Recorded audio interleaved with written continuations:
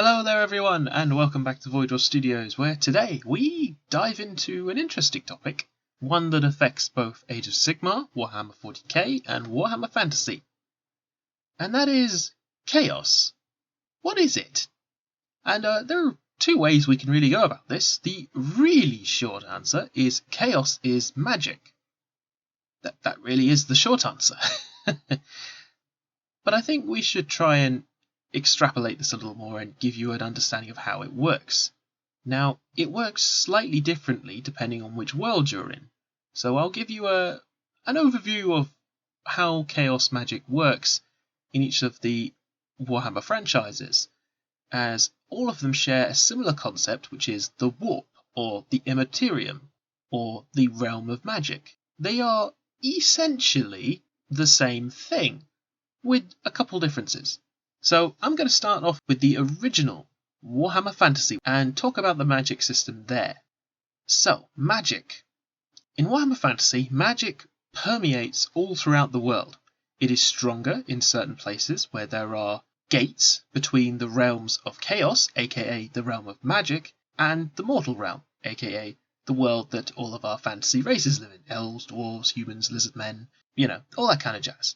These Chaos Gates, as they're called, are located at the North and South Pole, and magic is constantly seeping out of these gates into the mortal world. This is why, the closer you get to the gates, the more likely you are to see some pretty messed up shit. This magic that comes pouring out of the Chaos Gates, or from places where magical effects are heavily permeated, give off a kind of background radiation, The closer you get to these things, the more magic there is in the area, the more weird stuff happens. And magic in Warhammer Fantasy is often described as wind. There is the winds of magic, which blow stronger or weaker depending upon the cycle of the planet, the time of day, the year, what kind of spells are being cast in the area. It varies greatly from day to day. And the most basic and arguably the most powerful form of magic is chaos magic. And chaos magic in its raw form is corruption. It is completely unusable by most. There are chaos sorcerers who can wield it to a certain extent, but to most other races, chaos magic is, lethal. Magic in itself is a dangerous and unpredictable thing, and in Warhammer Fantasy, magic is shaped by people's emotions, their ideas, their wants, dreams, loves, and hopes. In Warhammer Fantasy, magic is quite literally a separate domain. The realm of chaos is a separate dimension. Any thought, any desire, any need, any want that you have in the mortal realm has an effect, a ripple, you might say, in the realm of chaos. And these ripples create energy. They create ideas that can't exist in the real world for whatever reason, be they for physics, biology, whatever. They become a real thing in the realm of chaos. That is how chaos gods came to be. They are essentially concentrated forces of chaos energy. So you've got Nurgle, Slaanesh, Khorne, and Tzeentch, each one representing a solidified idea. Khorne being rage, Slaanesh being passion or obsession, Nurgle being disease, and Tzeentch being magic. And other chaos gods can also form in this realm of chaos. Any god that the races in the Warhammer Fantasy world believe in is an entity in the realm of chaos. For example, after Sigmar disappeared from his kingdom back in the early days of Warhammer Fantasy, he became worshipped as a god, and a being called Sigmar existed in the realm of chaos because of all the belief and all the faith and all the energy creating the god King Sigmar. And this is the point. Not all chaos gods are malevolent. Not all of them want to eat your soul. However, the reason that it's usually the big four chaos gods that are mentioned is due to the fact that they are the most powerful. They rely on base emotions rather than more complex ideas. For example, Sigmar will never be as powerful as, say, Khorne. While Sigmar is a warrior god, he will never have the strength that Khorne has because rage is a base emotion. Faith in Sigmar is more complex, and the easier it is for a Chaos God to gain energy, the more powerful they become. And depending upon what kind of emotions they draw on, what kind of energy they draw on, decides how powerful they are at any given time. And this fluctuates and changes all the time. The reason that most of the time the 4 Chaos Gods you hear about are Khorne, Tzeentch, Slaanesh, and Nurgle is because they are the most powerful. They are the ones who absorb the most emotions and can have vast armies of demons. And technically speaking, in the realm of chaos, they are unlimited in what they can do with their power.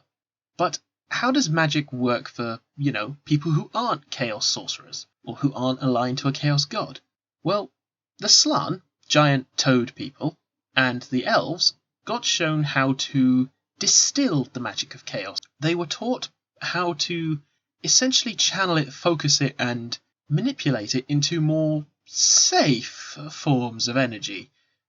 And I'm going to say safe in a hesitant manner here because, it's still magic. You screw this up and something really bad is almost always going to happen to you. But in Warhammer Fantasy, they managed to channel this into 8 winds of magic. Now, higher quote-unquote races, such as the elves and Slann, can manipulate magic in a more raw form, or they can use multiple winds of magic, different elements of magic. So, for example, you have the most flashy one, the Wind of Akesh, the fire magic. Elves can use that and every other wind they want to, depending on what they study. Humans can only learn one, because the human mind can only cope with one wind of magic. So your intellect and your capacity to manipulate magic around you is also based on your imagination and your belief. And you'll find this is a recurring theme in all of the other Games Workshop realms. Imagination and belief are key parts for you to be able to wield magic. You have to be able to imagine what you're doing will succeed, and you have to have the belief that it will happen. This is why prayers, like faith-based spells that you'll find in Warhammer Fantasy, where they directly call on their gods, is still magic. It's just a different kind of magic. It's not quite as flashy, necessarily, but it's, typically speaking, more reliable, with training. Like, if you want to be a wizard, and you, for example, study the lore of beasts, and you try to speak to a beast, you have to not only believe that you can speak to a beast, but you also have to have the imagination to control the magical elements in the air, as well as having that belief in yourself that you will understand what the animal is saying. This is why also Warhammer Fantasy dwarves are so resistant to magic. They thoroughly believe they can't use magic, and magic doesn't affect them. And it's this kind of crazy stubbornness that I love about dwarves. They are so stubborn in their belief that magic has less of an effect on them. It can still affect them, that's how Chaos Dwarves became a thing, but it has a reduced effect because of this belief and stubbornness that it won't harm them. It's also why demons, as we saw recently in the Total War 3 trailer, can be killed, even though they are technically concepts and emotions made manifest. If you stab a Chaos Demon enough times, it will still die. Every time you hit it and hurt it, you expend some of its chaos energy, some of its ability to remain in the mortal realm, and then it will eventually dissipate. So, magic in Warhammer Fantasy is all about belief, imagination, and with enough willpower, you're able to manipulate these forces, distill them, and then channel them into whatever effect you're trying to create. Technically speaking, anyone in the Warhammer Fantasy world could learn how to use magic, but it requires that concoction of imagination, belief, and will to actually formulate these spells. There are still spell books, there's lore about magic written down, and you go through rigorous training to learn these spells, but the words aren't enough. Without the 3 components I've previously mentioned, you might as well just be farting into the wind. There's literally nothing you can do to make these magical effects happen unless you have those 3 components. So what about Warhammer 40k? There's no magic in the distant far future? Well, Actually, yes, there most certainly is. Warhammer 40k is, whilst it is a science fiction-esque universe, there is definitely magic. It's more of a science fiction magic universe, really. The Chaos Gods exist in the same form as in Warhammer Fantasy, and psychic powers aren't really something you learn. They're something you're born with. Psykers in 40k are your mages in Warhammer Fantasy. The difference being that you can't learn to be a psyker. You either have the gift or you don't. And depending on how gifted you are, varies wildly. A psyker is essentially able to tap into the energies of the warp and makes, well, effects happen. Typically in the Imperium of Man, most psykers don't tend to live very long because, well, their mind is unprotected from the Chaos Gods and entities that can just inhabit their brains and, well, suck out their souls. Or there's the black ships that come around that like to dump them into that wonderful crucible which, feeds the Emperor, keeps the Astronomicon going. And, yeah, it's a pretty hideous way to go. But most certainly, magic exists. And if you're lucky enough, you might get trained how to utilize your psychic powers before they kill you or everyone around you. In the case of the Grey Knights, a Space Marine-esque chapter, who are devoted to the art of killing demonic entities, they are all psykers. Every single one of them has the capacity to wield the power of the warp, and this allows them to produce various cleansing or magical-based effects, such as throwing lightning, or making people's heads explode, or changing the landscape around them, or allowing them to teleport through the warp. All of these things are based on the three principles I've previously mentioned: imagination, belief in yourself, and willpower. If you have those three components, there's a fairly good chance that you'll actually live long enough to be a decent psyker. As in Warhammer 40k, it's not only fairly unlikely that you'll live past your teenage years if you have a psychic gift, what with everyone cracking down on people with psychic powers, so unless you end up being indoctrinated into a Space Marine chapter, or you end up being picked up by a black ship and you're powerful enough, yeah, you're going to get a very short lifespan, shall we say, either through demonic possession or through being fed to the Emperor. I'm not entirely sure which is worse, if I'm brutally honest here. And last, and arguably one of the more confusing ones, Age of Sigmar. Now, Age of Sigmar's magic system is a little bit more loose, shall we say. Every single realm is linked to a particular kind of magical energy. You might recognise that each one of the realms is named after, well, a realm of magic from Warhammer Fantasy. You have the Land of Gur, which was one of the magical disciplines in Warhammer Fantasy.